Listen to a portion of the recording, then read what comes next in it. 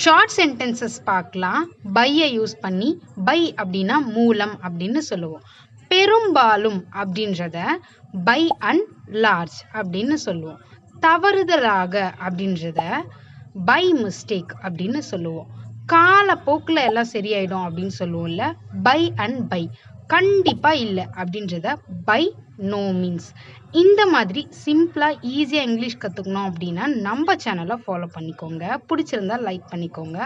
ஒரு வேளை இப்படி இருக்குமோ அப்படி இருக்குமோ அப்படின்லாம் சொல்லுவோம்ல, ஒரு வேளை அப்படின்றத நம்ம எப்படி சொல்லுவோம் அப்படின்னா பை சான்ஸ். பை சான்ஸ் எப்படியாவது அதை பண்ணிடணும் அப்படின்லாம் சொல்லுவோம்ல, எப்படியாவது அப்படின்றத by all means. By all means. இது உங்க டர்ன். ஒவ்வொன்றாக இதை எப்படி சொல்லலாம் அப்படின்றத காமெண்ட் செக்ஷன்ல சொல்லுங்க. இந்த மாதிரி நிறைய இன்ட்ரெஸ்டிங்கான வீடியோஸ்க்கு ஃபாலோ பண்ணி